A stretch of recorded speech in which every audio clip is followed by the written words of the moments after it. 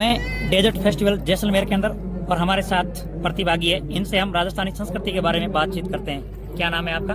अभिलाषा। अभिलाषा। आप कहाँ से हो प्रॉपर? मेरा जन्म सीकर से है और वैसे मैं बाड़मेर में रहती हूँ। बाड़मेर में रहते हो? ज्यादातर पौधे वोधे लगाने यहाँ तक पहुँची। मेरे भाई भाभी बाड़मेर रहते हैं। बाड़मेर। तो आप इस डेजर्ट फेस्टिवल के अंदर पहली बार आए हो या फिर और भी फेस्टिवल में भाग लिया है आपने? नहीं, डेजर्ट फेस्टिवल में मैं पहली बार आई हूँ, लेकिन मैं यहाँ पर पौधे वोधे लगाने के लिए जैसलमेर बाड़मेर इस एरिया में काफी रहती हूँ। अच्छा, कोई एनजीओ से जुड़े हैं? एनजीओ मेरे फादर की स्मृति में बना रखा है, पर आज तक हमने जो भी काम किया है, पौधे लगाए हैं, तो वो हमने स्वयं के खर्च पे ही लगाए हैं। बिल्कुल। मतलब आप एक मुहिम चला रखी है? बिल्कुल। हर हाथ से लगे पौधा जीवन के लिए मैंने एक अभियान चलाया। हाँ। और अब तक जैसे हमने 2012 से लगातार मैं मेरे फादर की स्मृति में पौधे लगा रही हूँ।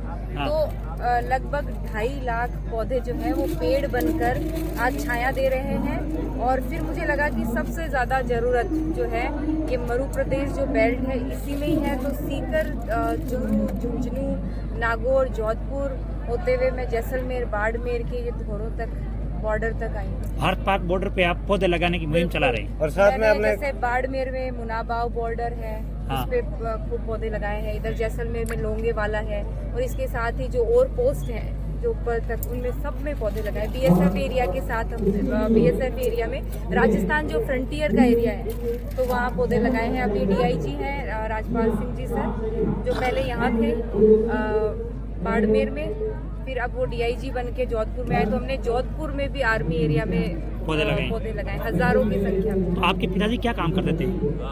मेरे फादर पेशे से शिक्षक थे। हाँ। सरकारी शिक्षक थे, और साथ ही वो साहित्यकार थे। मेरे फादर ने उनकी 25 पुस्तकें जो हैं वो प्रकाशित हो चुकी थी। वो बहुत ही कम उम्र में चले गए। इसके बाद आपने मुहिम शुरू की, मैं पौधे लगाऊं। हर पिता का सपना होता है कि वो अपनी बेटी की शादी बहुत ही अच्छे से करे, धूमधाम से करे। तो मेरे पापा ने, जब मैं पैदा हुई तो तब से ही मेरी शादी के लिए पैसे जोड़कर वो रख रहे थे। उन्होंने एफडी भी करवाई थी। फिर पापा के जाने के बाद एफडी मैच्योर हुई, तो मेरी मम्मी ने मुझे वो पैसे ला कर दिए, कहा कि ये अपने अकाउंट में डलवा लो, इन पैसों से तुम गाड़ी या फिर जरूरत का सामान ले लेना। फिर मैंने 2 दिन बहुत सोचा, फिर मैंने लगा कि मेरे पापा ने इतने प्यार से मेरे लिए राशि सहेजी थी, आज वो इस दुनिया में नहीं है, तो उन्होंने जो मेरे लिए राशि सहेजी थी, मैं ये उनकी यादों को जीवंत बनाए रखने के लिए इस्तेमाल करूंगी। फिर मैंने एक मुहिम चलाई कि मुझे गाड़ी नहीं गार्डन चाहिए, और फिर मैंने मेरे फादर की स्मृति में आज सैकड़ों गार्डन वन क्षेत्र तैयार किए हैं। तो सुकून मिलता है कि मेरे पिता आज इस दुनिया में तो नहीं है, पर इन पौधों के रूप में उनकी स्मृतियाँ जो जीवंत हैं, जो सबको सुकून देती है। जब आपका लगाया हुआ पेड़ बड़ा होकर छाया देने लगता है तो आपको कितना सुकून लगता है कि भाई मैंने क्या काम किया है? मुझे ऐसे लगता है कि मैंने बहुत बड़ा काम किया है। पौधे हमारे लिए, कहते हैं ना कि प्रकृति जो है ये पेड़ पौधों से ही है, हमारा अस्तित्व ही जब पेड़ पौधों से है, तो जब वो पेड़ बनकर छाया देता है तो वो हमारे लिए भी अच्छा है।